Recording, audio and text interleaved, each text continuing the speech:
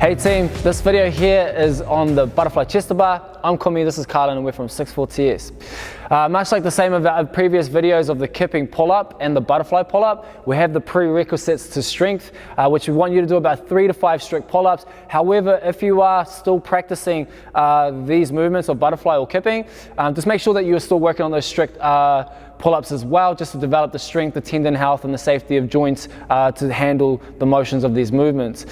First of all, we're going to look at the first step, which is an arch position. All we want to see is how we jump into the bar. Okay, so you're going to be slightly beneath the bar, maybe just slightly behind the bar. When you jump, we want your toes to be slightly in front of the plane of the bar, and that'll give you your arch position as you drag your feet back. So we're just going to have a look what that looks like. So the arch position, jump up to the bar, feet in front, and drag back, boom. We get a nice long tension line through the posterior chain, and then the tension through the midline as well. From here, we do the exact same as the kipping pull-up and the butterfly pull-up in the terms of the second movement of the pull down. However, we want to really aggressively pull down hard on the bar for maximum height. Your arms should be still long and extended at the elbow, and what we should see is this movement here. So we go from arch, we jump forward, drag back, and pull down hard onto the bar, getting that max height. We'll go one more rep. Drag back, and we pull down hard, and ideally what you would see is on that pull down of the bar is the shoulders getting as close to the height of the bar, still with your chin at least an arm length away from the bar. What we're going to look for here or talk about is negative space. So negative space is this space here located behind the barbell, behind the bar, and above the bar. So when doing the butterfly chest bar specifically, you don't want to slam yourself at the bar. However, you want to pull yourself into this negative space, and on that forward circular motion, you're going to graze and brush the bar only. So we're going to have a look what that looks like. We can't do a couple of reps so it's not awkward. Jumping up to the bar, we're going to drag back, and then we're going to go to that negative space. We aim to pull there, and then we pull ourselves forward. So take a break. So as we pull ourselves forward from the extension, the negative space is there, our hips will drive up high.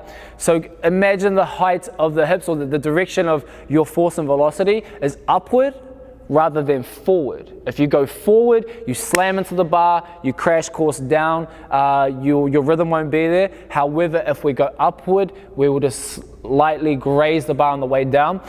Just a little train of thought, I would probably prefer you to graze the bar and maybe even potentially slightly miss the bar rather than slam straight into the bar. Okay, so you're going to slightly aim to just miss it, or at worst, or we're going to graze it. We're definitely not going to slam into it. It's going to ruin your rhythm. You're going to end up with a lot of bruises on your chest as well. Remember that the standard for the chest of the bar is anywhere between sternum and collarbone. So this is the area that we're looking to touch the bar with. Okay, so make contact with the bar.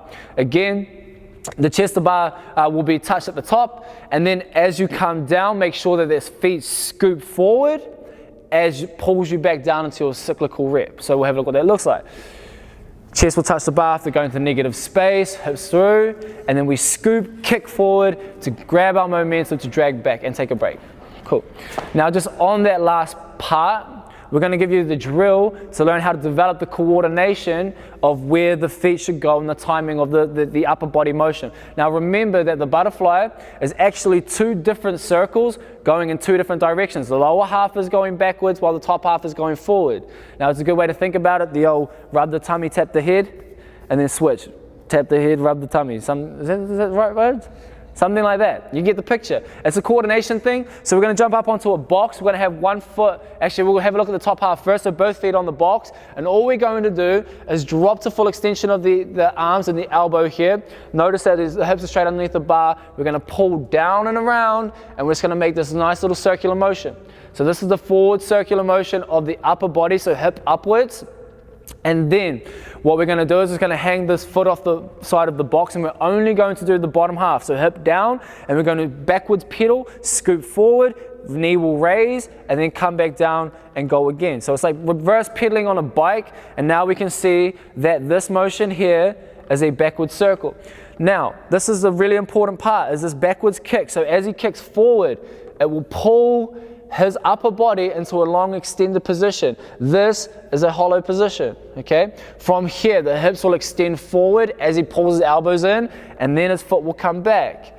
So we get the upper body circle, and now if we allow him to do this in real time, he scoops himself backwards into pulling himself forward with the hips and arms, and there we have our butterfly, 2 different circles operating at the same time.